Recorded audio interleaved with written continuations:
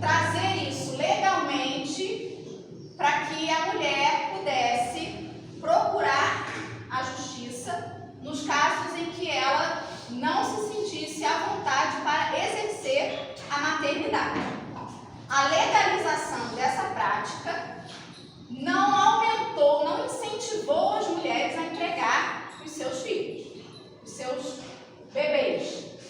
Apenas trouxe menor risco de abandono de incapaz. Isso é crime. A entrega legal não é crime. Ok? E outra coisa que é importante a gente falar, né? Duas coisas muito importantes. O nosso amigo Luiz trouxe para a gente mais de uma vez sobre um termo que até Márcia elogiou, sobre as mulheres serem colocadas como vítimas do aborto, para esse olhar empático para com as mulheres que passaram por essa situação, o sofrimento que isso causa a elas, né? E a fala muito bem feita do nosso amigo fez a gente refletir o quanto que a gente não pode culpabilizar alguém, até porque não cabe a nós esse julgamento, né? E nem criminalizá-la, uma vez que ela é vítima também de todo esse processo. A mesma coisa se dá com a entrega legal. Não temos que ter nenhum olhar sobre isso de julgamento para a mulher. E a grande dificuldade para que as entregas aconteçam de forma legal, e a gente vai falar essa parte mais social, né? É justamente o julgamento da sociedade. Nós aqui espíritas, todos concordamos que a vida ela deve ser defendida sempre, né? Todos concordamos que nenhuma gestação ocorre ao acaso, mas nós não podemos julgar uma mulher que decide entregar seu filho no fórum e dizer que não tem condições ou não deseja exercer aquela maternidade. Contudo, elas esbarram em muitas dificuldades por conta desse julgamento, da tentativa dentro dos próprios hospitais, de profissionais de saúde, misturando religião com política pública, esbarram em preconceitos e maus tratos a essas mulheres. Então é muito importante que a gente informe, que a gente divulgue, que a gente converse, que a gente conscientize, mas que a gente entenda que cada um tem a sua religiosidade, a sua forma de olhar a Deus, né? de ter a sua relação com o Pai. A outra coisa é que a gente discutiu aqui, por exemplo, a interrupção da gestação em casos de violência sexual. Triste demais, né? Não haveria essa necessidade dessa discussão se homens não violentassem mulheres e meninas. Então aí já começa o nosso problema, né? A entrega legal, como a adoção, ela é o resultado de um fracasso social. Por mais que a gente romantize famílias formadas pela adoção, que as pessoas acham que é um ato de caridade, e não é, a adoção não tem a ver com caridade. Até uma criança chegar ao ponto de ser destituída do poder familiar, ou de uma mulher, por qualquer razão, não desejar maternar, realizar a entrega, houve um fracasso da sociedade, ou de falta de informação, ou de falta de amparo, que é o que a rede de apoio prevê, né? Prevê que essas mulheres se preparem para maternar.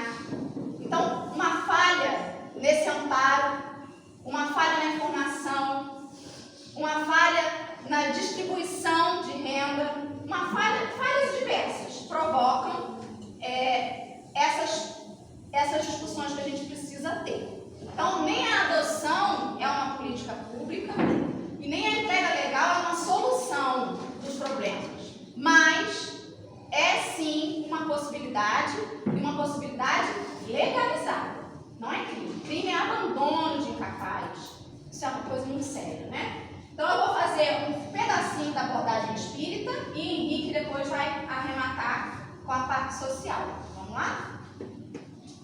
O Luiz Schettini Filho é um psicólogo que não, pelo menos nunca se declarou espírita, mas ele tem várias obras, vários livros que são de psicologia dentro da temática da adoção. Numa delas, ele diz assim: todos os filhos são biológicos e todos os filhos são adotivos. Biológicos porque é a única maneira de existirmos concreta e objetivamente. E adotivos porque é a única forma de sermos verdadeiramente filhos. Isso para mim é espiritismo.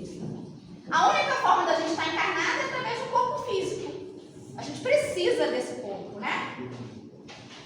E a única forma da gente se tornar filho é quando há vinculação ao desejo dessa filiação, né? Pode passar, amigo. Lá no Evangelho segundo o Espiritismo, no capítulo 14, a gente lê que os laços de sangue não estabelecem necessariamente vínculos entre os espíritos.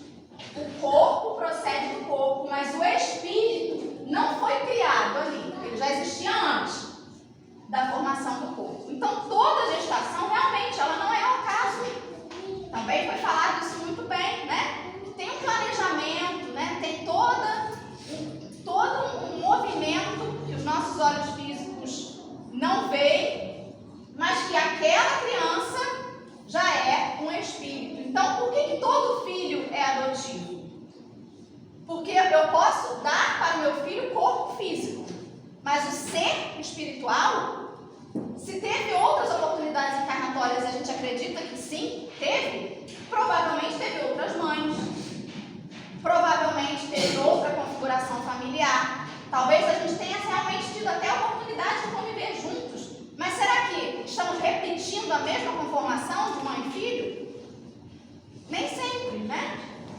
Pode passar. De novo, Luiz Schettini, né? Ele vem dizendo que procriar é fisiológico, mas criar é afetivo. Por isso é importante essa rede de amparo, para o preparo dessa segunda parte, né? Essas mulheres já estão gestando, mas é a parte da vinculação, do maternar. A adoção do filho se insere diretamente, exatamente aí, na atitude e nos atos de criação no seu sentido físico e afetivo. Ou seja, toda mulher que está gestante, necessariamente ela é mãe, necessariamente ela será mãe, ou não. Ela pode ter ali apenas um instrumento para que aquele espírito reencarne, mas pode ser que ela não consiga assumir a função da maternidade. E voltando, né, para a fala do nosso amigo, jamais devemos julgar, porque não sabemos nem os laços que unem aqueles dois espíritos, nem as situações daquela mulher, se ela teve um reage na vida dela que amparasse, que auxiliasse, né? O filho, que era sonho, e por ser sonho tinha condição fundamental de ser realidade, afirma-se como filho não pelo processo biológico e fisiológico do nascimento, ou seja, não basta nascer para ser filho, mas pela adoção afetiva dos pais que incondicionalmente o amam. Então, mesmo que você tenha tido uma gestação, para você ter, de fato, a sua maternidade exercida, você precisou adotar esse espírito como seu filho, acolhê-lo. Não basta ele levar o seu material genético para o corpo físico, mas é preciso que essa vinculação emocional aconteça. E às vezes ela não acontece. Vamos lá? É indiscutível que ninguém terá em seu planejamento reencarnatório a missão de abandonar o filho em tenra idade ou de negligenciá-lo. Mas é da misericórdia divina a capacidade de aproveitar as mais variadas circunstâncias para a generosa finalidade dos nossos acertos de conta. É um trecho que está no livro #Todo Filho Adotivo, que está ali fora, inclusive. Vamos passar? No livro O Consolador, Emmanuel, através da psicografia do Chico, ele vem explicar por que ninguém nasce com a missão de fracassar. Na questão 134, ele diz que a determinação divina na sagrada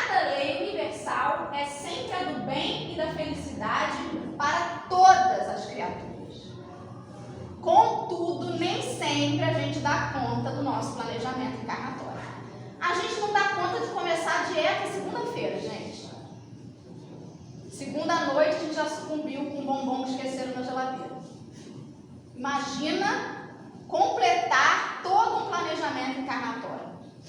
Contudo, a gente está amparado. Contudo, a espiritualidade percebe se há riscos que a gente não dê conta e ela tenta a todo custo reorganizar para que o melhor ocorra, para que o melhor aconteça, apesar das nossas dificuldades. Vamos passar? Essa foto aqui, a gente tem um passarinho menor, que é a mamãe tico-tico. E o passarinho maior é um filhote de chupim. Na natureza, o que ocorre? A mamãe tico-tico tem o seu ninho com seus ovinhos pequenininhos, porque ela, um pássaro adulto, é pequeno, tá vendo? Olha um filhote de chupim. O filhote é muito maior do que ela. Ela põe os seus ovinhos e daqui a pouco, quando ela volta para o ninho, tem ovos maiores ali dentro do ninho dela. Porque a fêmea do chupim, ela põe os seus ovos dentro do ninho da tico-tico. E o que é que a tico-tico faz? Adora. A mamãe tico-tico procura saber por que a mamãe chupim deixou lá. A mamãe tico-tico questiona, essa chupim, não é possível, até quando? Não. O que ela faz? Ela olha o que tem ali naquele momento e diz, o que eu posso fazer? E os adota. Na natureza, nós temos diversos casos de, às vezes, animais que nem são da mesma espécie, mas que se acolhem. Porque o afeto vai muito além. E olha que a gente está falando de animais, são seres que têm o pensamento fracionado, não é o raciocínio como nós humanos, né? Mas isso diz muito mais sobre os laços da matéria. Quando a minha filha do meio tinha 3 anos e 8 meses, ela me perguntou, eu cheguei em casa, ela me perguntou por que eu não fiz barriga. Nós somos pais por adoção de 3 crianças. E aí eu contei para ela uma historinha dizendo que, olha, Sossô, quando você estava lá no plano espiritual, Jesus te perguntou, disse assim, está na hora de você reencarnar. Vamos escolher aqui uma mamãe para você. Você apontou para mim, mas Jesus disse que não, Dora não vai poder dessa vez. Eu sei que vocês têm até, né, vocês já têm alguma ligação, mas para essa vez, eu precisava que você viesse no forninho de outra pessoa. E aí, a gente vai fazer de tudo para dar certo com essa outra mulher. Porque, gente, nós somos espíritos imortais. Os reencontros precisam se dar todos numa existência só. E, Sossô, você nasceu. Suas irmãs nasceram. Mas Papai do Céu sabia que, por mais que essa primeira moça tivesse todo um amparo espiritual para conseguir, pode ser que ela não consiga. E se não der certo, Jesus ia fazer a gente se encontrar. Infelizmente não deu certo. Mas a gente se encontrou. Porque a espiritualidade, a providência divina, dá conta de saber, de prever, até quando a gente talvez não dê conta. Eles ficam muito felizes quando a gente dá. Mas sabe aquela coisa da mãe que fala assim, meu filho, não sobe aí que você vai cair. Ela não está agorando para ele cair. Ela sabe que a chance de cair é grande. Mas o menino sobe. Se não cair, ótimo. Mas se cair, a mãe já meio que já sabia que podia acontecer. Então ela já deixa o menino subir na árvore, mas já separa ali um gelol, um mertiolate, que se cair eu já vou amparar. A espiritualidade é assim, ela deixa a gente encarar, mas sabe que muitas vezes talvez a gente não dê conta. Mas ninguém vem com a missão de fracassar. Vamos passar? De acordo com o artigo 19 do Estatuto da Criança e do Adolescente, todo indivíduo de 0 a 18 anos tem o direito de ser criado e educado no seio de sua família. E, excepcionalmente, em família substituta, assegurada a convivência familiar e comunitária em ambiente que garanta o seu desenvolvimento integral. Então, o ideal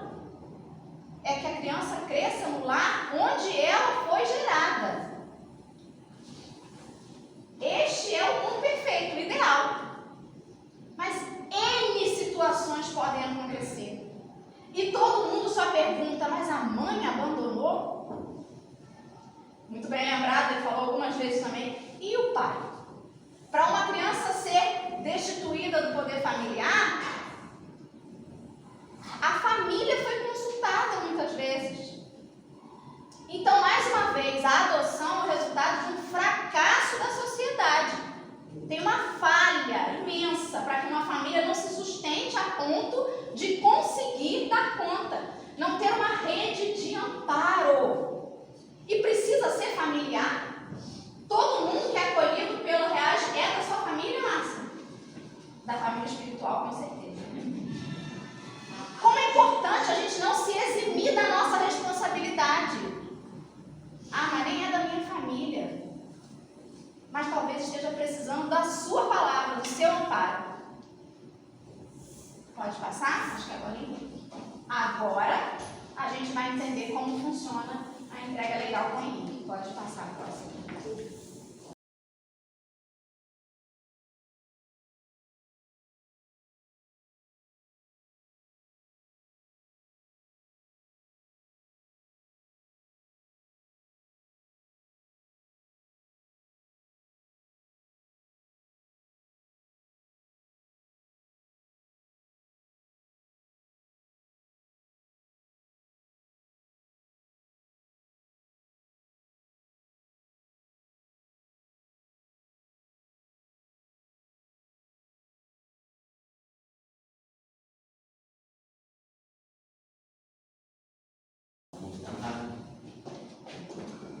Pode passar tudo, que eu vou me perder mesmo.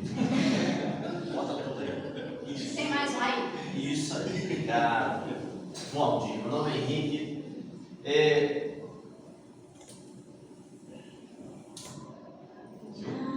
Tenho vários tópicos, vários problemas de cabeça. Meu nome é Henrique, eu sou marido, pai de 3 crianças. Eu não sou palestrante espírita, porque eu descobri uma coisa bem legal, que eu não gosto de chegar a conclusão nenhuma. Então, se eu vim para explicar, talvez eu cause mais dúvidas do que soluções, e é importante ter dúvidas de movimento, conhecimento. A gente vai falar sobre entrega legal, e aí, a primeira coisa que a gente vem na cabeça, eu vou linkar o que a Dora falou, e a palestradora, a Dora é palestrante, ela falou sobre esse amor, essa coisa toda. A gente tem um vislumbre, a gente sempre pergunta sobre o que é amor, como a gente pode, inclusive os espíritos mesmo fazem essa pergunta até mais de uma vez, e socialmente a gente sempre a ideia de que o maior sentimento de amor que a gente pode aqui diagnosticar é o de uma mãe pelo seu filho. Não senso comum isso. O amor de mãe é aquele amor que a gente, tanto que a gente chama Deus de pai. É esse amor que a gente... Mas assim, a gente consegue construir o que é amor? A gente consegue entender o que é amor? A gente consegue traduzir em exemplos. Amor de mãe, amor do pai. Mas esse amor, se a gente tentar botar em palavras, olha, o português tem muita palavra. Eu fico com pena das outras línguas, que tem muito menos palavras. O português tem 650 sinônimos para as coisas, mas o amor é um cuidar, é um querer bem, né? E aí eu botei ali sobre o mito do amor materno, porque não que o amor materno não exista, ele existe, e ele é a forma mais pura e mais forte que a gente conhece como amor, né? A gente fala do amor materno e não do amor paterno, porque tem uma outra construção da sociedade que a gente vai falar um pouquinho mais à frente. Mas esse mito do amor materno quer dizer sobre o quê? Quer dizer que quando eu estou gerando uma criança, eu sou automaticamente tocado e vou amar aquela criança. Depende do tempo da maturidade. Maturidade? Então, eu tenho muitos problemas com isso. Sabe por quê? Porque eu acabo colocando, e ele falou até muito sobre isso. Eu acabo colocando igual a criança que a gente fala assim, que é maturidade. Não sobe, não sobe, subiu, caiu. Caiu, eu passo gelol, gelol não patrocina isso, mas eu passo algum negócio que tira ali. Gelo, isso, gelo. Passa gelo. Gelo não tem propaganda, gelo. Né? gelo.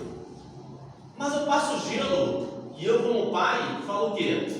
Para que subir aí? Eu falei 1.500 vezes para não subir. Aí, além da dor, eu estou adicionando a culpa. Ela está dificultando o sarar. Lembra sobre esse cuidado? Você ampara isso. É o sarar primeiro. Depois eu falo. Não depende da maturidade. Sabe como a gente percebe que não depende da maturidade? Por um outro processo que a gente vê socialmente e a gente não entende. E aí pesquisaram sobre esse negócio. Filho escadinha. Filho escadinha. Sabe o que é 86% dos filhos escadinhas? Luto não permitido. Como assim? Luto não permitido. A mãe gerou a criança. Está ali com ela no colo. E aí a gente entende o puerpério, mas o puerpério não passa. Mas socialmente é dito que a mãe ama o seu filho. Como que eu não amo essa criança? Eu cuido, eu dou de mamar, eu levo para a escola, você está com febre, eu levo no médico, eu faço tudo, mas eu não amo. Aquele sentimento ágape, aquela coisa que acelera o coração, que escreve cartinhas, tá? Sabe? Quando eu vou na festa infantil, eu não choro de emoção, porque tem uma criança cantando para mim uma música que eu já escutei 500 vezes. Eu não tenho esse vínculo, não me toca, eu cuido dela, eu cuido, mas eu não amo. Só que socialmente eu sou dizendo que eu tenho que amá-la, que eu faço na segunda vai. E aí eu engravido de novo.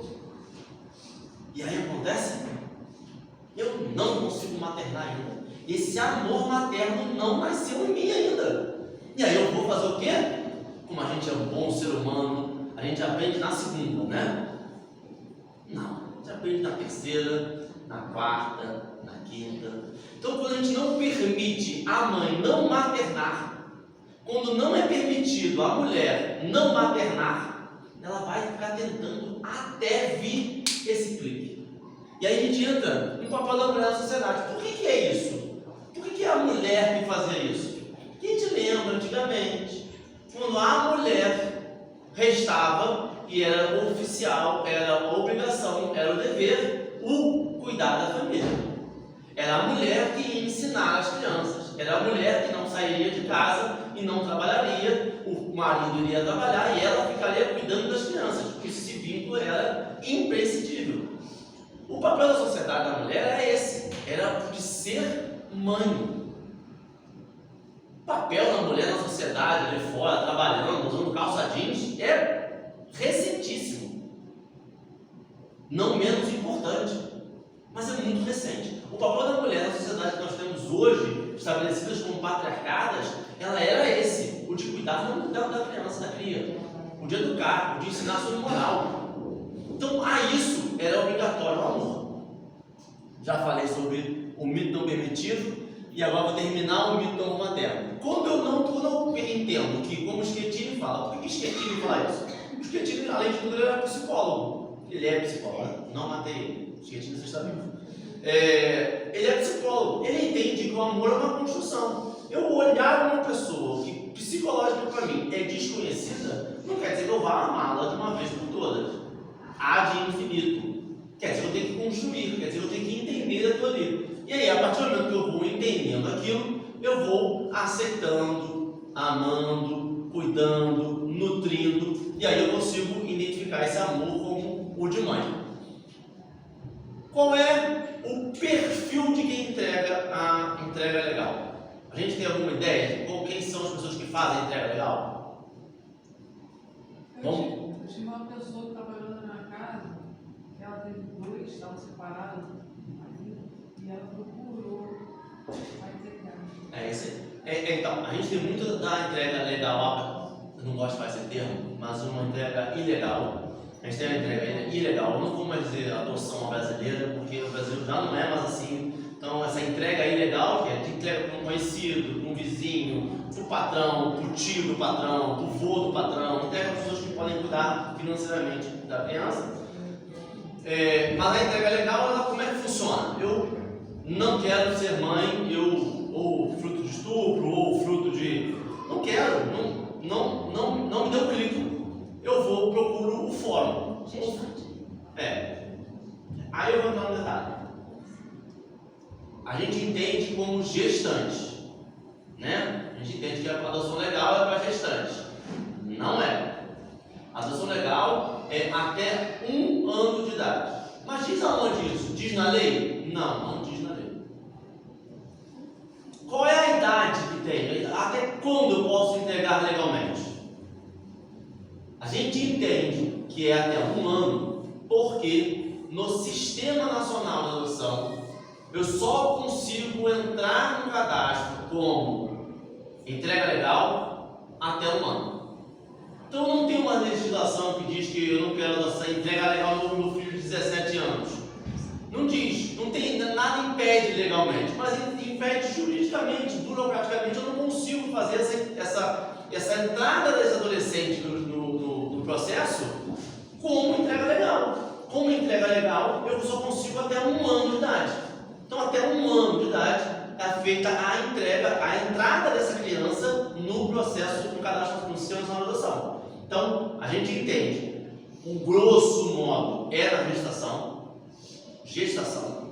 mas tem a possibilidade até 1 ano. Então, o puerpério, nasceu, estou ali 6 meses, não consigo, quero entregar. Aí entrega. Eu vou lá, entrego na cestinha de Virg e acabou o meu problema?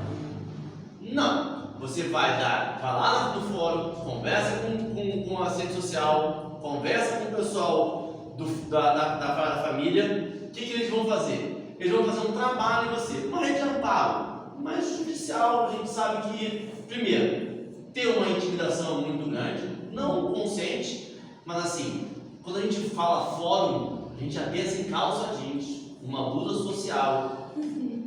É um negócio mais diferente. Você não faz a mesma coisa, vamos tomar um sorvete como vamos no fórum. Vamos no fórum, você já pensa 2 vezes, será que eu estou com dívida? Será que alguém prestou alguma coisa? É igual a polícia quando liga. Pode bater na sua porta, mas o seu carro está aberto aqui, mas já você fica, meu Deus do céu, eu estou com multa, o que aconteceu?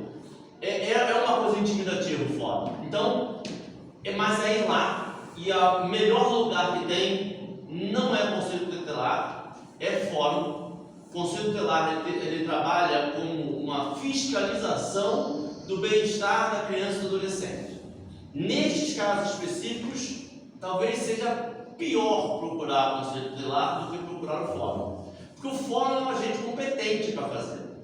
O Conselho Tutelar ele vai tentar, mas não tem as ferramentas necessárias e às vezes atrapalha mais do que ajuda. Nesses casos específicos, entrega legal.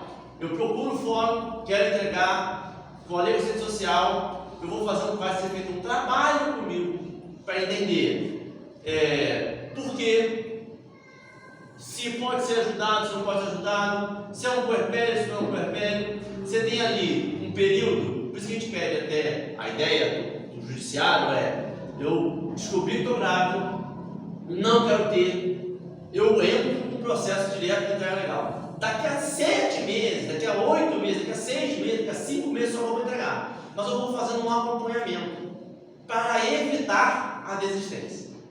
Eu posso desistir depois que eu fiz a entrega legal? Nasceu, eu fiz o acompanhamento, nasceu, eu entreguei legalmente. Antes a gente vai falar um pouquinho sobre a entrega legal, tá? No ato. Entreguei, eu posso desistir? Pode. É feito até 3 semaninhas, 1 mês e meio, ele é feito um acompanhamento para saber se a decisão é definitiva ou não. Esse acompanhamento é feito de forma mais humanizada possível, em forma nenhuma é imposto, de forma alguma de forma a induzir algo. A ideia dessa adoção legal é sempre deixar a mulher num não lugar. A ideia do psicólogo e do assistente social é o não quer ser mãe e não quer entregar. É isso que ele tem que propiciar. Ele tem que propiciar a segurança do se você não for mãe, está tudo bem, e do se você for mãe, está tudo bem. Isso eu acho que é muito importante isso. Porque uma decisão cabe a ela. E ela tem que saber que é capaz de conviver com as duas. Porque é um lugar de dor. É um lugar de vítima mesmo. É um lugar de dor. Quem vai entregar também vai pensar. E aí, sobre esse lugar de dor, eu tenho até mais. Já acabou, né? Tá bom. É 5 minutinhos só. Tinha até 10 minutos atrás, tá bom? Mas é rapidinho. Esse lugar de dor é muito interessante como a vida material se confronta com a legislação, né? A ideia legal é legalizada tem uns... Esqueci a data. Sou péssimo. Mas vamos botar 6 anos, tá? 6 anos foi feita a entrega legal sobre eu quero entregar, eu vou lá e vou. Não, mentira, desde o ECA. Perdão, desde o ECA. Eles fizeram agora Isso aí. uma reformulação para humanizar. Isso aí. 3 anos atrás teve que incluir a palavra, não foi uma reformulação. Ele teve que incluir a palavra humanamente. Humanizado. Olha que loucura. Uma legislação feita por humanos teve que dizer que o tratamento tem que ser humano. Por quê?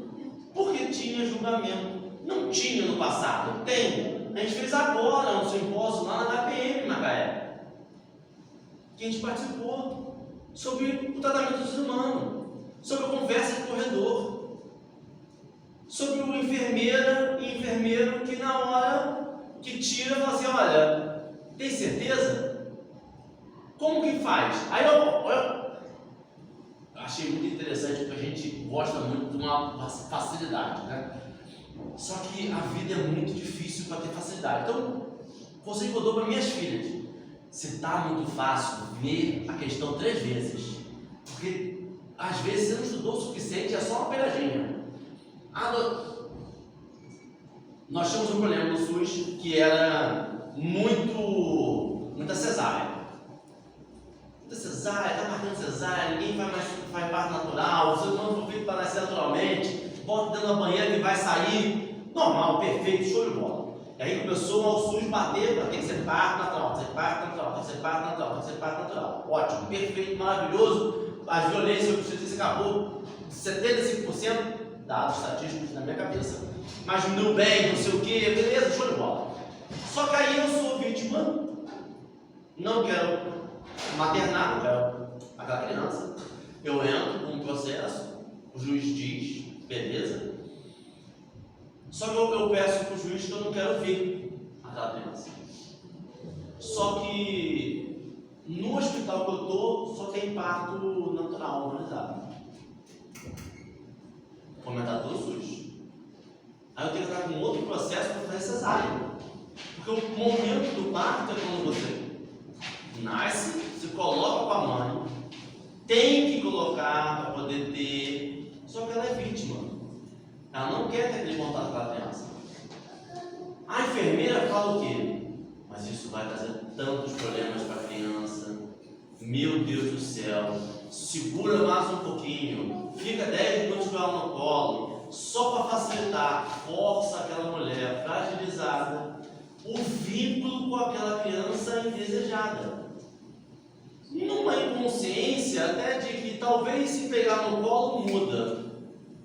Sabe aquela mesma forma que a gente fala que quando não está tentando, a doutora vai nascer agora, porque era só a cabeça. E era um problema biológico, não ia nascer nunca. Mas a gente fala, sabe quando, mas quando vê na frente, vai amar. Mas às vezes vai doer. Então, quando a gente colocou essa parte humanizada, quando foi colocada essa parte humanizada na legislação, é para respeitar de forma sem negociação o desejo da mãe, daquela grávida. E isto é a legislação e é o que é cumprido. Se a mãe não quer, olha, eu estou grávida, eu não quero, já vou antecipar a pergunta. Eu estou grávida, não quero ter filho, não quero ter um filho. Mas a avó quer. Que pena para a avó. A mãe não quer. Vai ser posto para adoção. Mas eu, minha filha, mas o meu tio, que pena para o tio. Vai ser feito para adoção. A vontade é da mãe. Ela que vai ser ouvida. Eu quero conhecer? Quero. Vai ser conhecido. Não quero conhecer? Não vai ser conhecido. Eu quero dar nome? Vai ter o nome que a mãe escolher. Não quero dar nome? Não vai ter nome. Não quero que conste? Não vai constar. Quero que conste? Vai constar. É a mãe, é a mulher, é a vítima que vai decidir cada. Por isso que é muito importante o tempo. Por isso é muito importante, se eu não quero, eu respeitar o não quero ser mãe, mesmo sendo capaz biologicamente de gerar, eu não quero ser mãe. Respeitar isso faz com que facilite a criança.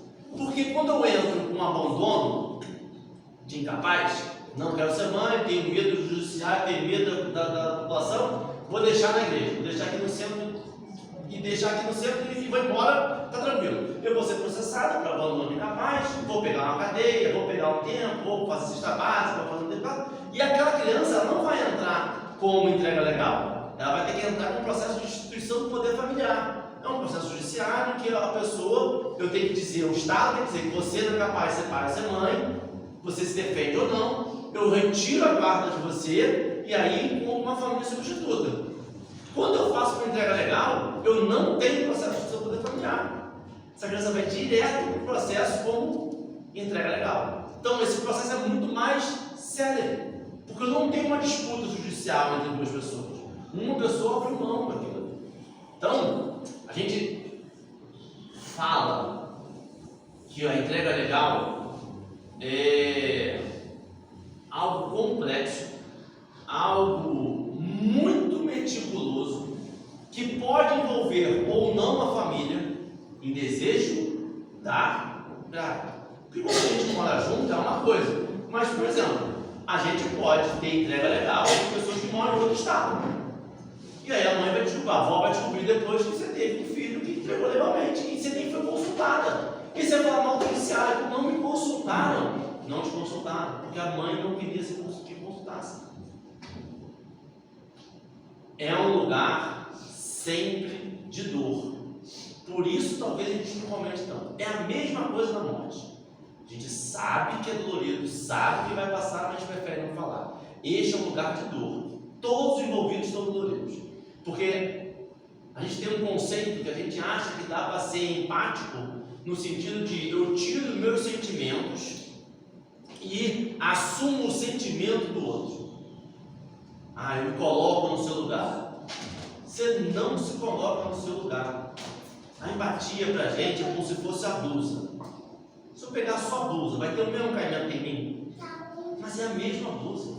Mas o corpo é diferente. A história é diferente. A forma como se utiliza é diferente. Toda a constituição daquela pessoa impede ela de chegar onde eu cheguei. Ela pode compreender aquela dor, ela pode até sentir uma parecida, semelhante, passar pela mesma experiência, mas não vai ser nunca a que o outro está sentindo, porque aquela dor é só dele. A gente falou sobre rede de amparo e acho importantíssimo esse reconhecimento do que aquela pessoa está em dor. E aí, em dor, a gente faz loucuras. Minha esposa é dentista, já vi gente arrancar dente com alicate, já vi gente bater na parede em dor. Isso é uma dor física. Você visualiza a dor emocional, às vezes espiritual. Você não reconhecer aquele ser, indo em contradição a tudo que a sociedade impõe para você. É um lugar de Aí tem mais, acho que 1 ou 2 slides, só para finalizar. Tem. Aí, porque assim, tem muita gente que pode estar assistindo, pensando assim, esse tema não serve para mim. Porque eu não sou mãe, não sou pai, eu não desejo ser, ou eu não consigo mesmo engravidar, que não tem nada a ver com isso, não tenho interesse na adoção, né? Não pretendo fazer uma entrega legal, porém, não se sinta eximido de responsabilidades somente porque não tem filhos ou já tem filhos adultos. Lembre-se de que algum dia, se merecer, você voltará à Terra novamente na condição infantil e quem sabe quais destes pequeninos que hoje você ignora irão lhe receber. Né? Então isso é importante a gente lembrar. Né? As crianças que estamos hoje vendo nascer, acolhendo os seus nascimentos, amparando essas jovens mães, podem ser as mesmas crianças que darão acolhimento a nós quando nós retornarmos. Fiquei toda arrepiada. Mas não é? Então a gente entrar mesmo na questão emocional, na questão da empatia. Muitas muitas vezes a gente esquece, no lugar de dor. E é sobre esse lugar de dor que a gente sempre vem, né, nas nossas conversas, batendo na mesma tecla, enxergar qual é a questão, qual é a real necessidade. Porque muitas vezes a gente acredita, por um condicionamento, até um comportamento vicioso de uma beneficência, de achar que você está dando um amparo material ali, superficial, que você está fazendo melhor, né? Às vezes a gente acha que está fazendo melhor isso, mas muitas vezes a necessidade daquela mulher, daquela família, daquela parentalidade, não é uma cesta básica, não são roupas, não é o dinheiro para comprar elas, é muito profundo. São sistemas familiares diferentes dos nossos. São vivências completamente diferentes. E é por isso que a gente precisa entrar nesse universo, despido de qualquer preconceito, de qualquer julgamento. Tem um ditado africano que diz assim, que para educar uma criança é necessário uma aldeia inteira. E a gente perdeu essa ancestralidade. Eu falo muito do feminino ancestral. Existia um tempo em que as sociedades eram matrifocadas. Existia uma cultura matrilinear. Não que a mulher tinha soberania. Não era assim. Os direitos eram iguais, totalmente respeitados. E como a mulher, templo sagrado que era reverenciada e respeitada nas suas decisões, nas suas vontades.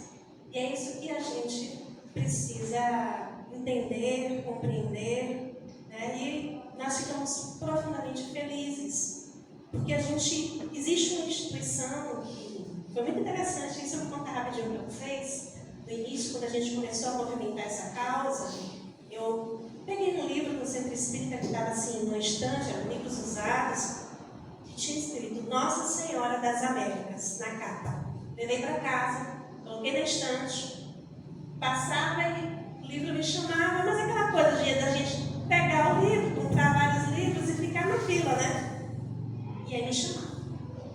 Olhei, era a história de Nossa Senhora de Guadalupe, no México, né? Nossa Senhora de Guadalupe é conhecida como a padroeira dos abortados. E aí já me tocou de imediato. Uma semana depois, uma pessoa que viu nossa movimentação nas redes sociais disse: Márcia, a gente vai fazer um encontro em defesa da vida, um encontro ecumênico em São José dos Campos, e é promovido pela Associação Nossa Senhora de Guadalupe. Você quer ir? E aí foi uma emoção muito grande, claro que eu aceitei. Chegando lá, eram realmente todas as religiões, gente. Uma casa, e ali tinha Igreja Católica, tinha Igreja Batista, tinha outras igrejas evangélicas, e a representante espírita da época, daquele contexto, era eu, que eu nem sabia que eu ia representar o espiritismo ali. Foi assim, e foi logo no início. E ali as pessoas se reuniram em uma grande mesa redonda para contar e compartilhar as suas ações em defesa da vida que as suas religiões, as suas congregações realizavam. Compartilhavam experiências, compartilhavam dificuldades e tinham pessoas de outros países que também compartilhavam as suas experiências. Eu fiquei encantada com aquilo. Mas algo me chamou a atenção. Por quê? A gente vê muito isso na Igreja Católica. A gente vê muito. Conheço muitos grupos de amparo da igreja. Muitos grupos de amparo da Igreja Batista.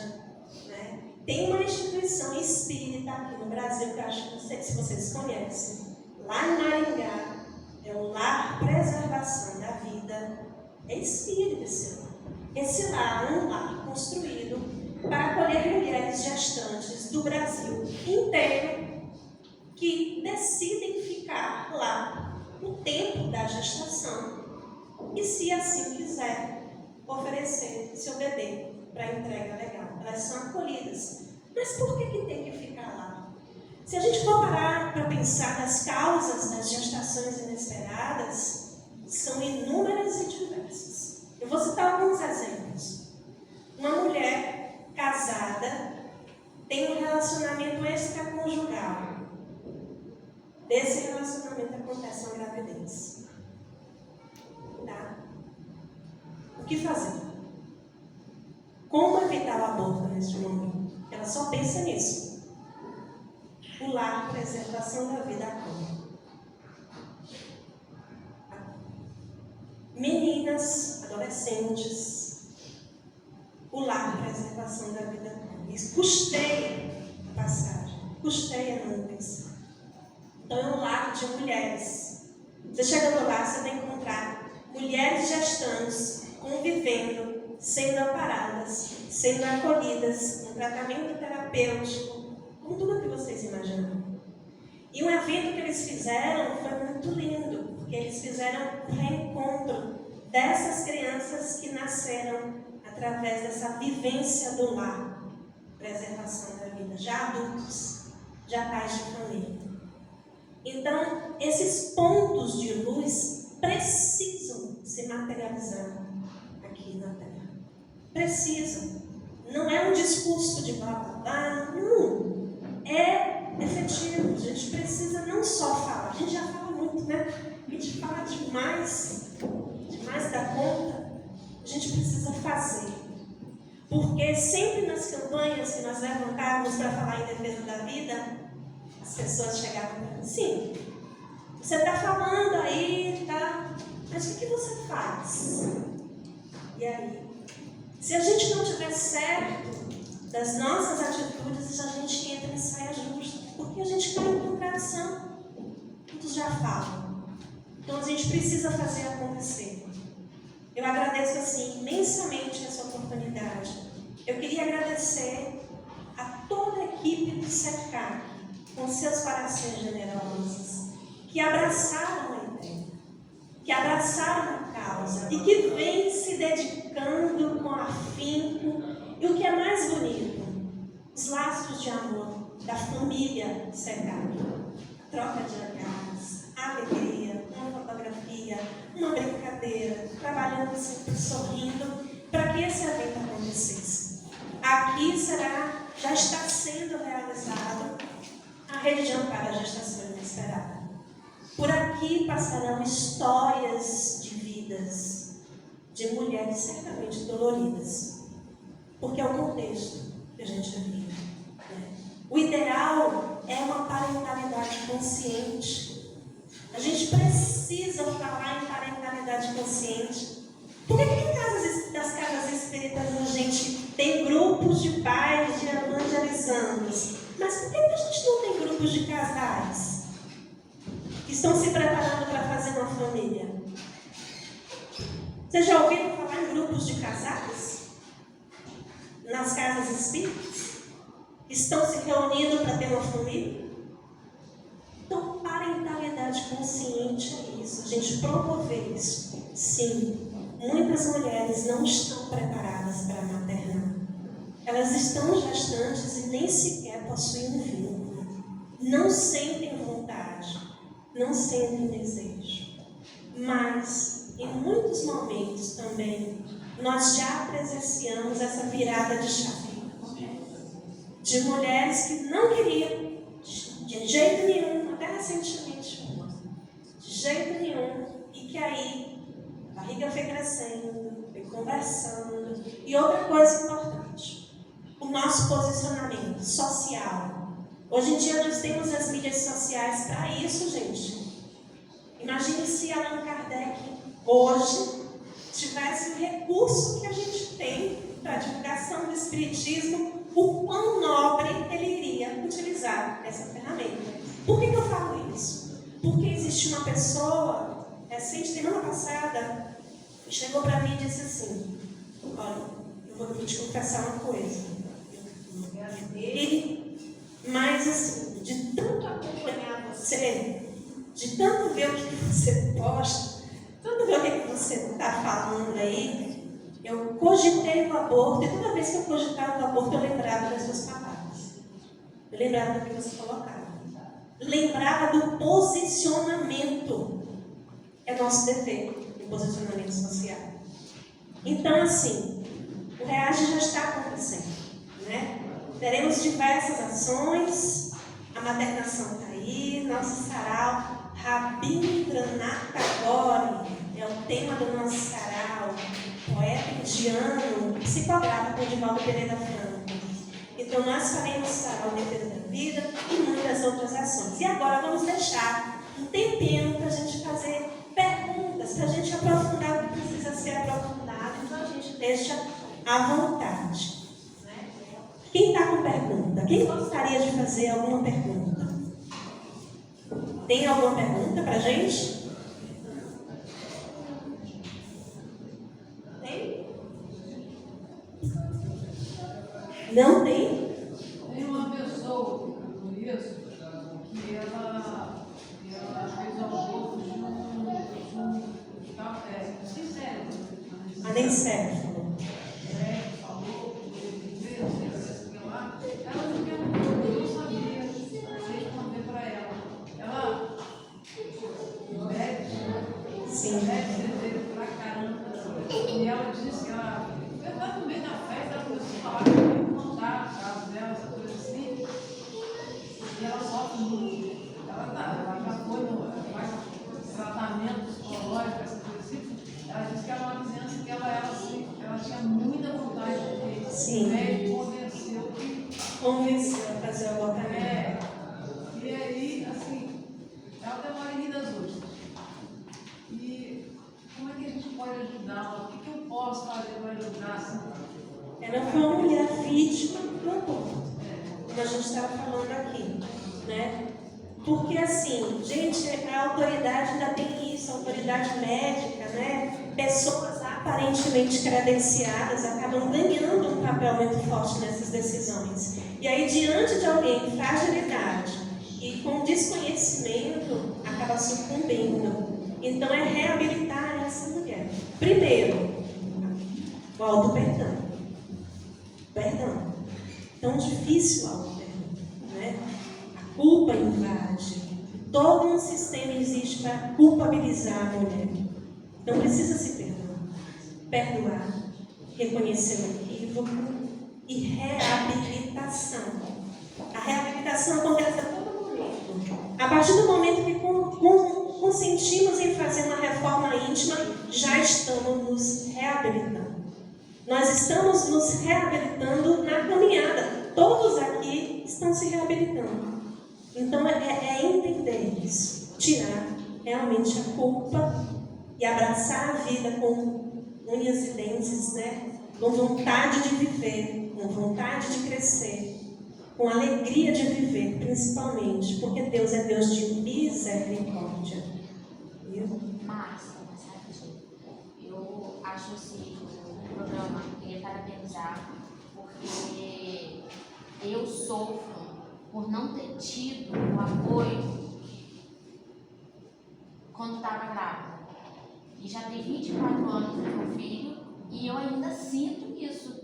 Eu lembro que quando tiraram ele de mim, que me mostraram, eu ficava olhando para ele e falava assim, gente, na novela as mulheres choram quando vê o filho. Por que eu não estou chorando? Porque eu estou tendo emoção, porque eu não estou tendo nada.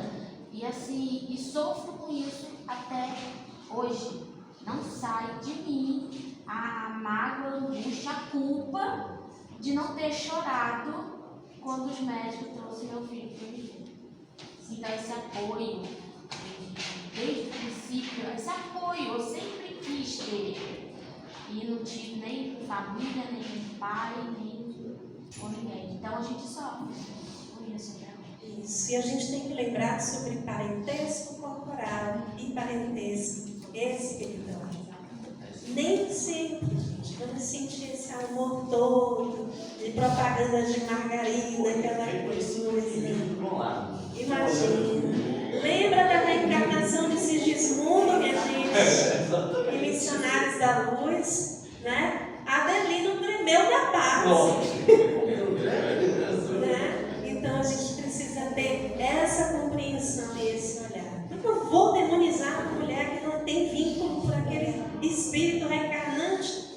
A vida coloca cobrador e devedor juntos. Ali é o ápice do reencontro. E eu preciso desse. É a oportunidade do recomeço. Do recomeço e de não julgamento. Por que um bebê nasce com uma má formação, deficiente? É interessante essa pergunta, porque a gente já teve outras vidas e outros comprometimentos. Um momento de lesa aparelhagem física, que é um templo físico que a gente deve manter para o nosso desiderato, ou seja, a gente tem um aparelho do corpo físico que precisa ser preservado para que a gente possa alcançar o máximo nessa existência. A partir do momento que eu leso numa atitude infeliz, eu vou dar um exemplo, tem vários. Suicídio direto, né? Um suicídio direto. Quando acontece isso, eu tenho uma carga de fluido vital determinante para viver X anos. Quando eu interrompo uma vida anteriormente a isso, no nosso perispírito acontece em suas malhas uma malformação naquela área que foi diretamente atingida. E assim, como o perispírito é molde, o perispírito é forma, na próxima encarnação, eu preciso reabilitar essa malha que foi lesada, nascendo num corpo limitado, para que nessa experiência eu possa, através da expiação, aprender, né? Aprender. É a medida pedagógica misericordiosa. É aprender. Não é punição. É lição. É aprendizado. E assim, lembra que eu falei da reencarnação do meu primo? Que veio por meu intermédio, que ficou 2 meses? Ele foi no suicídio. Teve muitos créditos, né? Muitos bônus hora. Era pastor, ajudou muita gente. Extremamente carinhoso. Né? E esse tempo de 2 meses foi para reparar esse perispírito, que poderia não passar por esse processo, diretamente reencarnar e viver, mas vir com uma grande deformação nas malhas onde foi lesionado. É isso que acontece. É uma expiação. Alguém gostaria de complementar? Eu gostaria, se você me permitir. Vou levantar só para ficar mais fácil, né? Na verdade, assim, Márcia falou muito bem, muito bem. Mas é muito complicado a gente, daqui onde a gente está, né, com o véu do esquecimento, fazer diagnóstico. Fulano veio assim, por quê, tal, tal. Não cabe a nós fazer isso. Por quê? Porque a cura do corpo é a que menos importa. A cura do espírito é a que Jesus tem interesse de fato, né? Tem tanta gente com saúde, gente, os exames de sangue dão ótimo, mas é infiel, desonesto, rouba, faz coisas que você nem imagina, mas a saúde está ótima, né? Até Marcelo que eu costumo brincar dizendo que assim, o menino para roubar um botijão, sair com ele nas costas, pular o muro e correr, tá com saúde, né? Então, a saúde que a gente olha e fala, tomara que venha com saúde. Isso é uma frase comum quando a gente vê uma gestante, né? Eu costumo não dizer isso, Márcia. Por quê? Porque se vier sem saúde, a pessoa vai dizer, meu Deus, mas disseram pra mim que o que importa era a saúde e a criança não tem saúde. Eu digo mais. De que saúde a gente está falando? O autismo mesmo. O autismo, tiveram obras no passado que era resgate, era expiação. Agora já estão dizendo que é porque estão adaptando do mundo de regeneração. Então, vai ser, dependendo da época, de como a gente olha, a gente vai dizer que é expiação, vai dizer que é pró, vai dizer que é missionário. Então, a melhor coisa agora é conviver com eles e aceitar esse ciclo e lembrar como o slide terminou, que Deus é bom o tempo todo. E alguma coisa de boa tem. E algumas vezes pode ser missão mesmo. Eu vou dar um exemplo disso. Desculpa. é o Carlinhos Baiano. Ele escreveu um livro que o título é assim: O Mundo Está ao Contrário.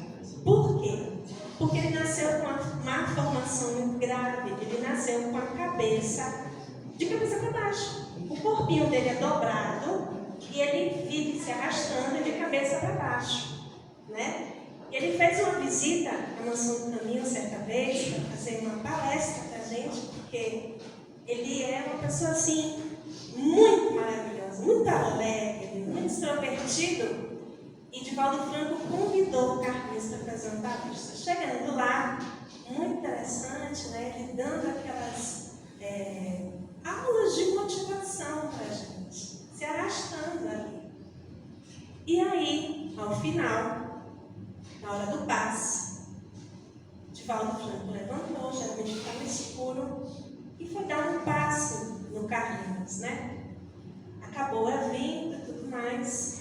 E estávamos conversando, e aí Divaldo comentando com o grupo que estava ali a visita de um grande missionário que veio nessa condição porque precisava, né, passar por essa experiência de nos ensinar a valorizar a vida independente do corpo que esteja sendo projetado. Diversas limitações, mas estudioso, professor, né? E a gente pode também falar de outro exemplo do grande Jerônimo Mendonça, o gigante deitado. Quem lembra, né? Que ele veio com uma doença, expiação, né? Uma esclerose. E essa esclerose, aos poucos, foi limitando a capacidade dele de andar, né? Ficou cego. E de cima de uma cama, ele entrava nas palestras e fazia as suas preleções com uma espiritualidade, uma alegria imensa. E aí teve um dia que a mãe dele falou com ele assim: meu filho, eu não entendo. Todos os meus filhos, né? O único que não para em casa é você. O único, né, que trabalha, que via para cima e para baixo em uma Kombi. Então a gente tem muitas particularidades diante das malformações. Citei a no geral, né? Geralmente quando é lesado pelo espírito. Mas cada caso é um caso muito específico, né? A gente tem também, assim, atenuantes e agravantes das nossas causas. Realmente a gente não pode bater o martelo, é isso, é aquilo, não tem como. Somos muito pequenos para alcançar essa compreensão. Colocar aqui uma outra pergunta. Qual o apoio vocês vão dar às mães atípicas quando vão começar? Calma, minha gente. Quem sabe, né? É outra fase. E aí, vamos, calma aí. Em relação ao autismo, muito interessante essa sua colocação também, né? Antigamente era só uma expiação, era aquela coisa toda. E aí já vem as migrações planetárias. Estamos em nova era. Espíritos reencarnando que têm a sua constituição perispiritual completamente diferente, que precisam se acostumar com os nossos corpos. E aí temos caixas cranianas diferentes, tudo diferente. Então está vindo aí uma, digamos assim, galera para poder fazer a gente aprender como viver com as diferenças e mudar o padrão vibratório do planeta. Qual a responsabilidade espiritual num aborto espontâneo? Foi espontâneo. A gente tem alguns casos, né, de que algumas mulheres, algumas famílias que se comprometeram com a gestação, que podem voltar, né, Emmanuel traz isso Evolução em 2 mundos, podem voltar com um comprometimento no aparelho genésico. Lembra lá falar que perispírito é forma, então na área genésica há um comprometimento, e quando essa área vai refletir no corpo físico, né, ela traz algumas limitações que, quando acontece a gestação, ou há um problema de implantação, como o Dr. Luiz Antônio mostrou, né, uma gravidez tubária, ou há um problema de pré-eclâmpsia, né, ou há a incompatibilidade sanguíneas, toxemias, e, vou falar aqui, nos homens também, um comprometimento na função genésica do aparelho sexual masculino, porque foi a área lesada. Então a gente fala da mulher, mas o homem é comprometido, completamente comprometido em sua aparelhagem física. O profissional de saúde é comprometido. A amiga que indicou o aporteiro da farmácia da esquina corrupta é comprometido. A enfermeira que ajuda o médico é comprometido.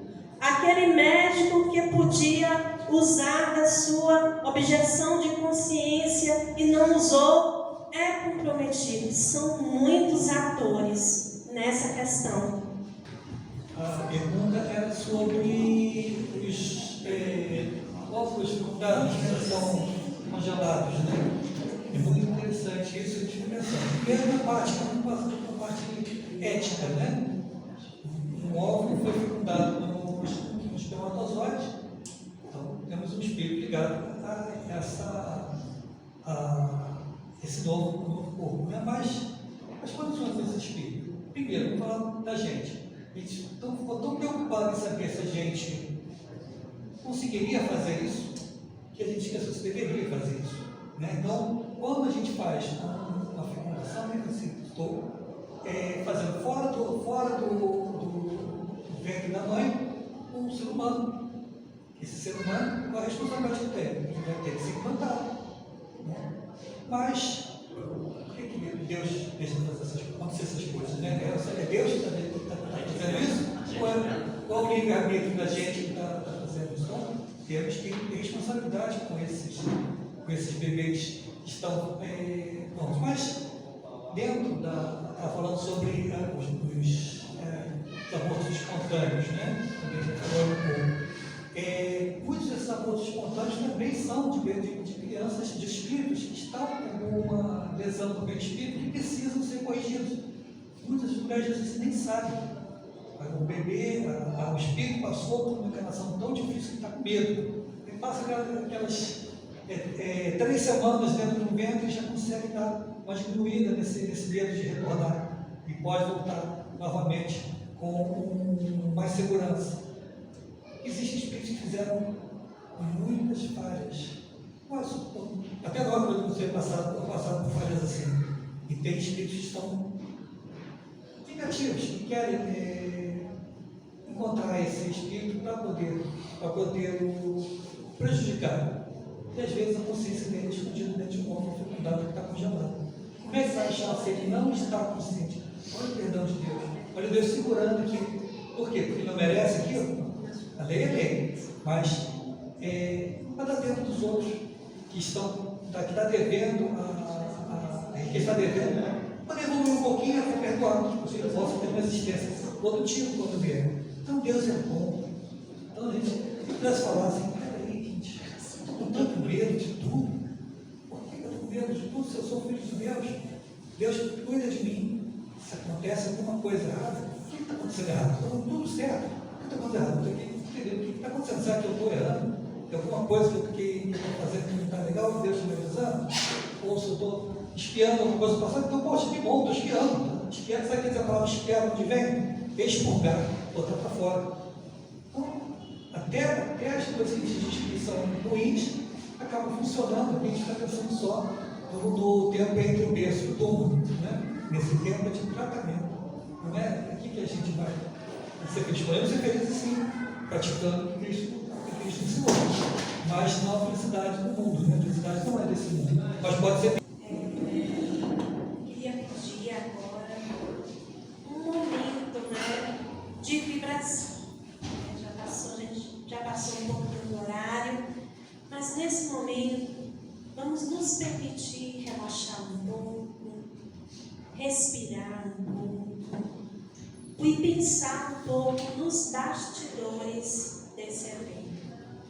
A gente tem aqui acompanhando espíritos que estão se preparando para reencarnar, que passaram pelo processo do abortamento. Estamos aqui recebendo mulheres que desencarnaram em processo de abortamento, trabalhadores da equipe espiritual de amparo a todas as mulheres que passarão por essa casa, a equipe espiritual da Falange de Maria, de Nossa Senhora, nos instruindo, nos orientando para que essa tarefa aconteça. O Projeto Reage está sob os cuidados da benfeitora Maria Dolores, Frei Fabiano de Cristo, Rabindranath Tagore. E assim, nesse momento de comunhão e reflexão, pedimos, Mestre amigo, mais que isso, te louvamos e agradecemos a oportunidade deste banquete de luz na manhã de hoje. Que dos nossos corações, com um desejo sincero de servir em tua seara, possa, com os raios luminosos, dourados do amor, alcançar todos esses corações que estão em preparação, a todos os corações generosos, envolvendo toda a psicosfera do SECAC e alcançando a todas as mulheres que, de alguma forma, mães e reencarnantes, alcançarão, encontrarão caminho para encontrar as nossas portas, e principalmente as portas dos nossos corações. Agradeçamos aos nossos mentores, guias individuais, que também estão conosco, nos esclarecendo a cada palavra, a cada reflexão, nos luarizando o pensamento, para que possamos ser melhor servidores possíveis. E que a nossa melhor versão, que é a versão do amor, que é a versão do amparo, que é a versão do acolhimento, que é a versão da alegria cristã genuína, que é o acalento, que é o abraço a todos os corações doloridos e comprometidos.